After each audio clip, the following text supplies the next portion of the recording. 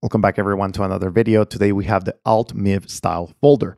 I will tell you that this device works internationally and here in the United States, but if you're going to use it here in the United States, I recommend an AT&T MVNO, not T-Mobile, AT&T this time. The bands are more compatible with AT&T, so highly recommend that for those of you looking for it.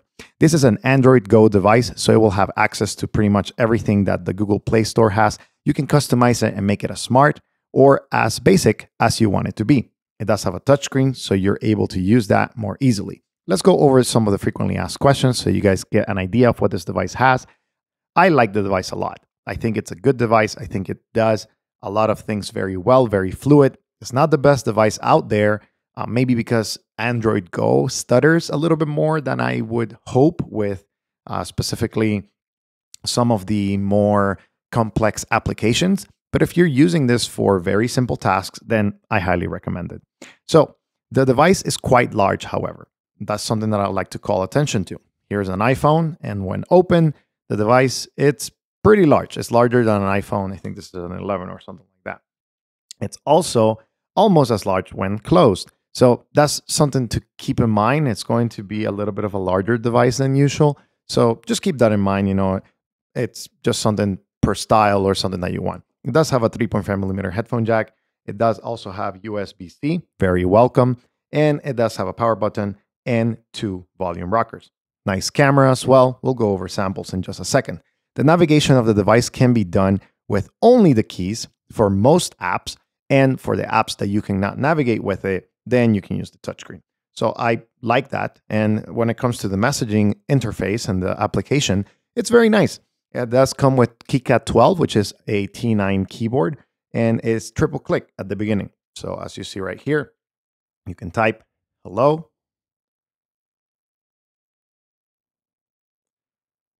A little bit of a typo there. So you have hello right there. You can cycle through the different menus with the star key. It does also have symbols and emoji. So you can also change the capital with the 0 key. So if you press that, you'll have access to some of these things. And space, it is with the pound key. So a little bit of things to learn. And I highly recommend that if you speak a different language or you want to use a better keyboard, old traditional T9 would be a better keyboard for any Android device. So when it comes to the applications, again, you can install pretty much anything you want. The only thing that cannot be installed on this device is Android Auto. And that is because it's running an Android Go edition instead of the regular Android. A little bit of a bummer, but not that big of a deal. So if you've been looking for a device that has all of the applications from your smartphone, but it's going to distract you a little bit less because of the screen, maybe the screen is smaller than your smartphone, or of course you have a flip phone form factor, which is harder to use one-handed. You have to use it with 2 hands, and kind of navigating on the screen is a little bit more cumbersome because of the physicality of the device. Then this device is probably the device for you. And if you're international, this device is even better than the Cat S22, for example. This replaces my recommendation of the Cat S22 for international people, ALT Mive Style folder. So if you're looking for a Cat 22, then this device is better than the Cat S22. If you're looking for a device that's maybe, not as smart, some of the Kyoceras are, better because they don't have the touchscreen.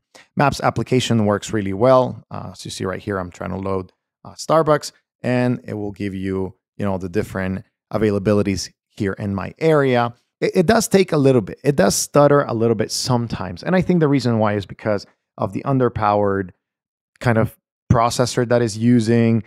But again, it's kind of up to you whether you think that that's really important or it's not as important. But as you see right here in the Denver area, it will be able to get you there with navigation turn by turn and all of the little features that you have expected. The camera is actually very good and very nice to use. I personally like using it. The viewfinder is very responsive, and here are some of the samples for the pictures. If you are interested, it does take video as well. So again, it does have kind of all the capabilities of a smartphone in a flip phone form factor. And again, if you're looking for that, looking for a Cat S22, looking for something smarter, but with a little bit more limitations, this is probably the best device out there for that. The build quality feels really nice in the hand. This is more of a glassy front. It does get a lot of fingerprints, as you see right here. and it does have a little bit of an LED indicator. It's not super useful, but it will light up whenever you need, maybe for example, a text message or a phone call that you missed. You can map that LED to some of those functionalities. I like the device overall, and for the price, less than $200, I think it's a good gamble to see if it works in your area. I would get it through eBay with buyer protection or kind of like a return period. Test it out in your area, see if it works with your AT&T carrier MVNO, or if you're in the coasts, maybe it works with T-Mobile as well. So again, it does have maybe one band for the roaming T-Mobile. So if you have tried it, maybe you can try it, and if it doesn't work, then you can return it. My unit came from this eBay seller. I'll put a link in the description below, and it came pretty fast. It was about, maybe 3-4 days. It came from Korea, so very reputable, very nice. I hope that you like this device, and maybe it's a solution for some of you. I like also the style. It's thin, it's nice, and of course, it's better than the Cat S22 in those regards. So if you're looking for a companion device, maybe this device can also be. I will uninstall all of the bloatware from Google and that kind of stuff that is accessible with ADB. So I'm just showing you the device as it comes and kind of like the functionality that it has. If you have any questions about this device, again, this is a smartphone, so I'm not going to dedicate a lot of time to the menus and that kind of stuff because you have the ability to kind of know how this works. But if you have any specific questions about this device or any specific apps that may work or may not work, check out the Android Go list and see if it's going to be compatible. But again, great device, very nice in the hand, a little bit larger than I expected and that I wanted, but not too bad, not too shabby.